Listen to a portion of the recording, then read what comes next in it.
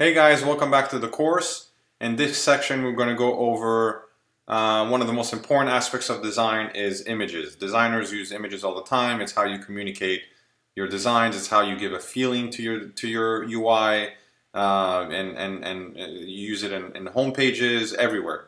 Now I'm going to give you guys a little secret. I mean, it's not that big of a secret, but all designers use this website. It's the best website in the world for images, and the biggest news of them all is that it's 100% free. Yes, you have hundreds of thousands of, hundreds of thousands of images all for free over here. You could just download them and use them in your designs. And so let's pick a nice image over here. Let's go with this little bird over here. All you have to do is click on the download button over here, and it's going to download it to your desktop. Let's go to Figma, and this is so cool. This is so easy.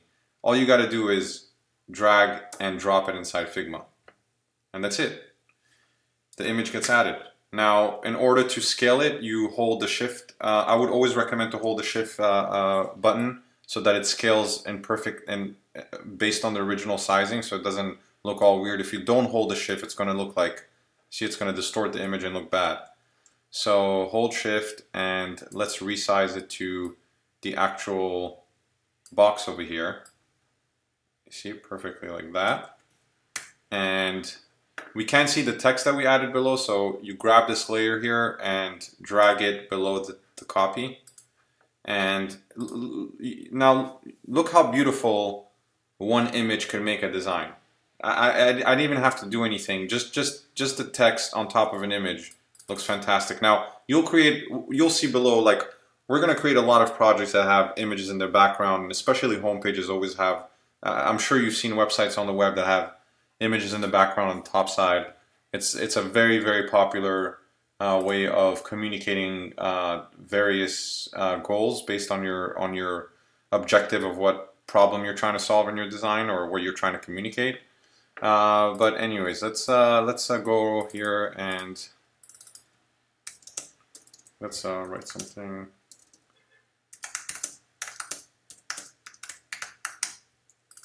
Okay, let's make this a different weight, white. And now let's go and let's add another image so you guys could see. This is really nice. And like I said, this website is unbelievable. I mean, it will make you look like a designer, like the best designer in the world, by just playing around with images here and adding them to your projects for clients. They will love it. I always use it all the time. So let's delete this picture and try out this picture. Drag and drop it and resize it.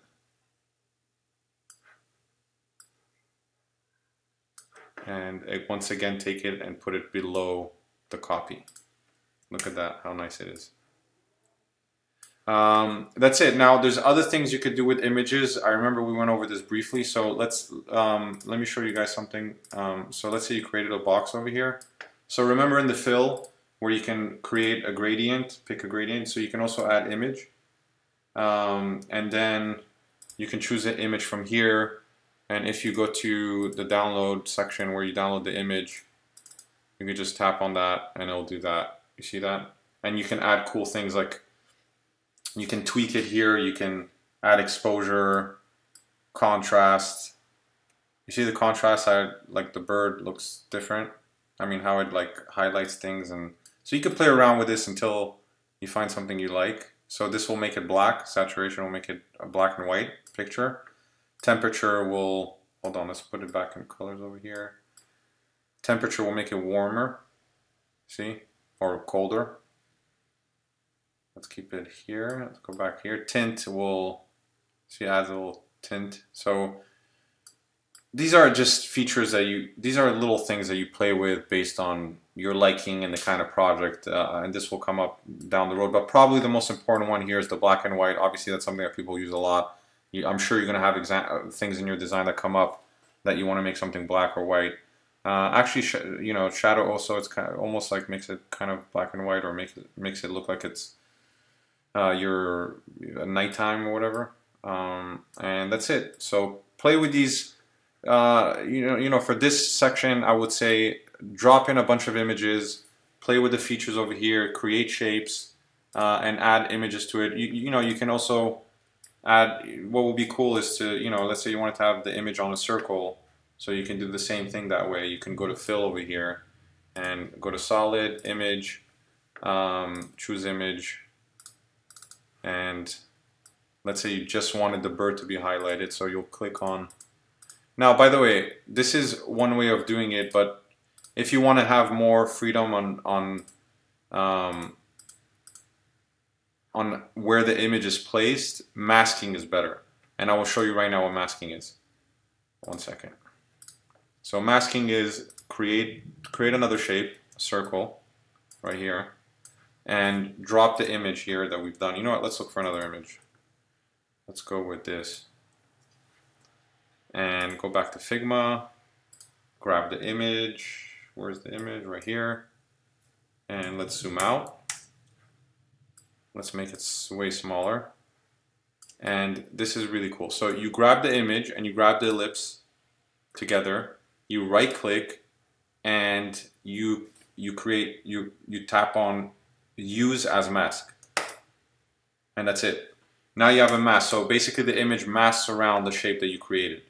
Now the reason why this is cool is if you want to, you see how, because it's masked, I can just move it around and it'll still be inside the circle. As in here, you can't do that.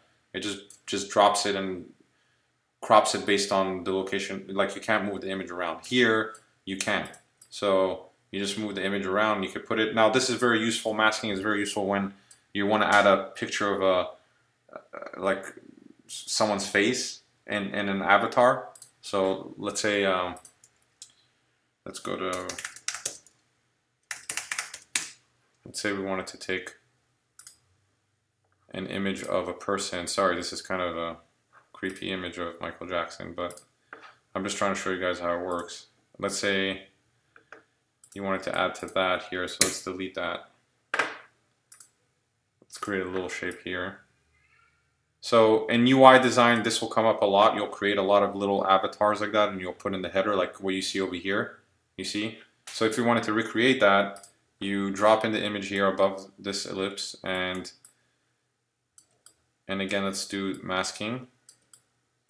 Okay, this is a good size. Right click, use as mask, and you see? Now the good thing about the mask, of course, is if you grab the image, you could just, with your arrows, you can move it so it's perfectly placed, and then you got a little avatar like what Figma has. Cool, right? That's it. So these are really the ways you can add images. You can add it and then mask it to a shape. You can add it to a background, resize it, or you can add it through the image, through the fill section by going over here and adding it. That's it, guys. Next we'll go over typography, one of the most important things in UI design, and I'll see you guys in the next section. Have a nice day.